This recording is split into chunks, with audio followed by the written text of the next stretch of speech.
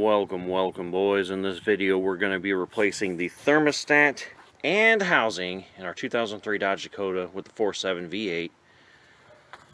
I've already loosened the radiator cap so that the coolant can be quickly evacuated. There's not much left here in the overflow tank. As you can see on the dipstick, just the tip is wet. That'll be good enough, because most everything's going to now come out of the block. I guess I just showed you from the top, so you can see the petcock down there. It's that little plastical thing. I've already moved this little plastic shield out of the way so I can attach that hose. I just need to loosen that. That'll evacuate the coolant into this container. Once that's all done, we can move over to this side and access the thermostat and the housing, which on normal cars would be at the top. This one, it is on the bottom. On the other side, passenger side. So that's a plastic housing. There's only 2 bolts that hold it on. This is a replacement metal housing, so I don't have to worry about that ever cracking and breaking. It's our new thermostat. We're using this tool to clamp the hose to pull the holes off the old housing. We will be reusing the hoses. So we'll start the draining process now.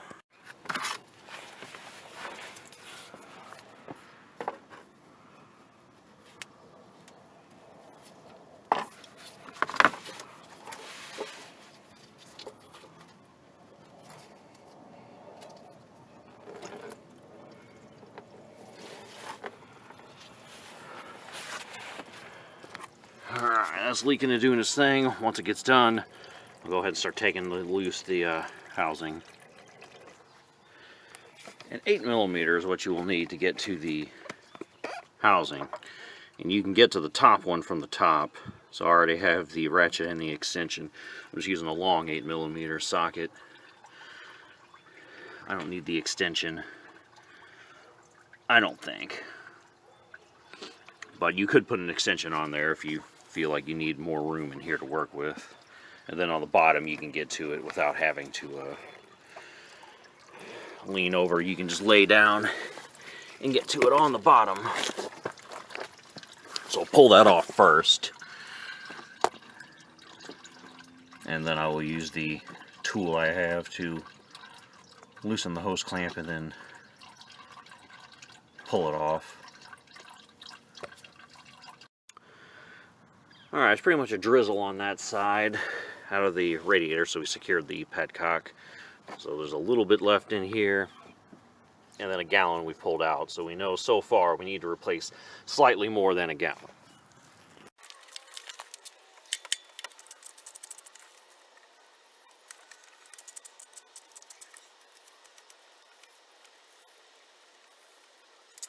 Well, that's fine. My hand will be boys, in I'm your gonna way narrate right now. over this. So that's where the bottom bolt is. That bolt actually goes through that housing and into the block, but it could theoretically, if it was longer, just thread out the other side. I do suggest you blast this with penetrating oil before you try this, and try to loosen that up, because I end up snapping the bolt here, as you'll see later. And then I have to yank the housing off, because at that point the head snapped off, so I can pull the housing off. And I got a bunch of bolts sticking out that I have to use vice grips to twist and turn back and forth while spraying with lubrication to I can just go straight underneath. Eventually loosen it up to get it out. So I have to vice grip it, I don't feel like taking the plastic and just work it back and forth to kind of loosen it, and then move it like, you know, 1/8 of a turn, then readjust the vice grips, and then just keep doing that. And that takes about 2 hours for me to get this bolt out. So before you do this, I would take some liquid wrench, PB blaster, whatever you fancy, and on the opposite side where that bolt is threading into, spray that down way in advance. so that it has time to seep in through the threads and loosen that, so you don't have this problem that I have, where it's a little 8mm bolt, so you can't apply too much torque, but it's really stuck in there, so I have no choice but to snap it off and then use vice grips to get it out the rest of the way. Because I am struggling at this point to loosen it. It took almost no effort to get the top one off. It was just break it loose, and then I could just twist it by hand. That bottom one I'm applying an incredible amount of torque to. And hilarity ensues, we'll just say. So, use a PB blaster beforehand in case that thing is rusted or seized in there otherwise. I'm going to have to move you guys out of the way. Well, boys, as usual, a quick 15-minute job ends up being one snapped bolt away from an all-day ordeal. And becoming a major project, so. The second bolt that was giving me a pain in the ass on the bottom, well, this is it. She snapped off. Thank God I had a little bit left in here, and I was able to get it out. But that was a project. So in order to do that, I did figure out that the bolt went through. So as a last alternative, if plan A didn't work, plan B was going to be to remove the bumper, remove the radiator, remove the AC, remove everything out of the way, so I could just drill through where that was.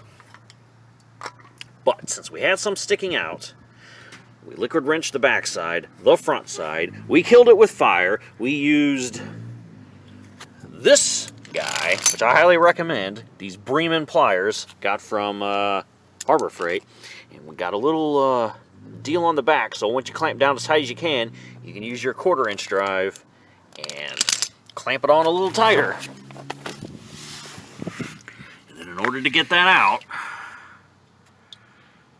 I had to grip on there and kind of work it back and forth, twist and turn, and I just cut out about 2 hours of bullshit. Me cussing, having to come apart, yelling. I don't understand why this always happens to me, though. There's 2 bolts that hold the thermostat housing on. And of course, this one is like seized in there so bad that as I'm trying to loosen it, it just snaps it. And then it becomes a major project. Like, I don't understand why God hates me so much. Why has he forsaken me? What have I done? I've never genocided his chosen people. I don't swerve to run over cats and dogs that are crossing the street while I'm driving.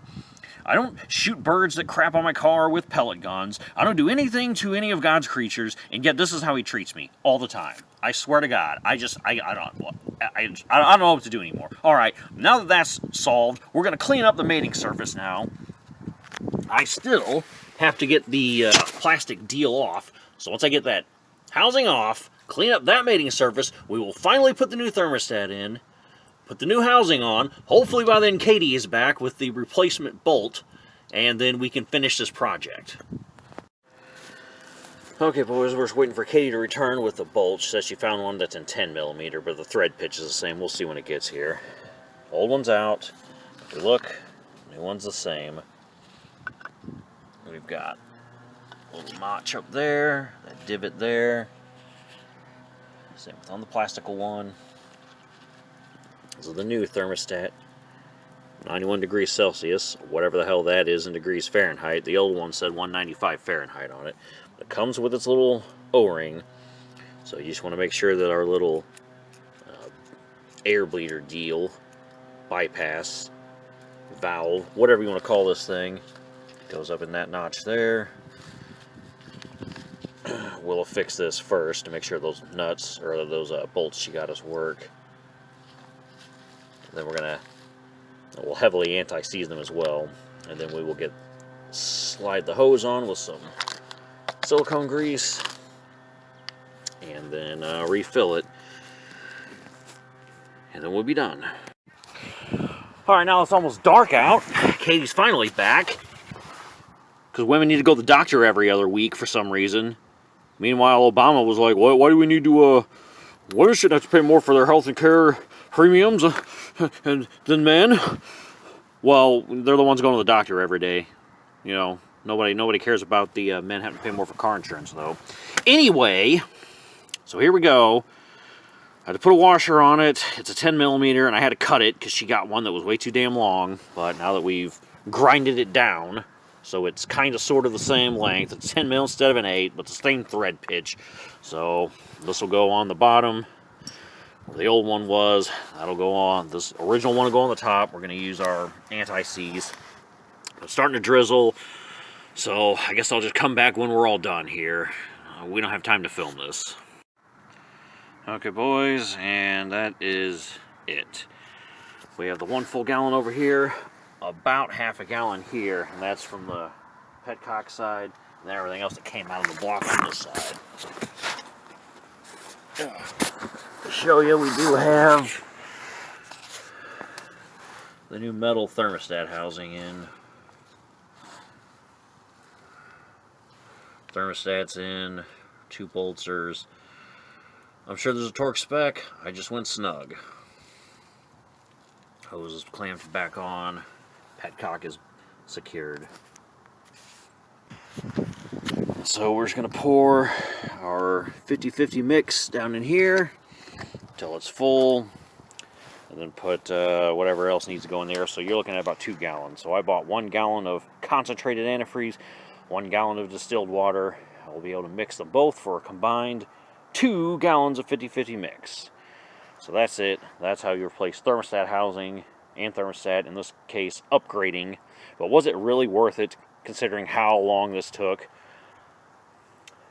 You let me know. If you want to upgrade, fine. But if you break a bolt, expect to spend a lot of time going to the hardware store, getting one, and then forcing the old one out and going through this whole mess. So as usual with me, what should be a 15-minute job ends up being an all-day long major project. Catch you boys in the next one. Thanks for watching. Peace.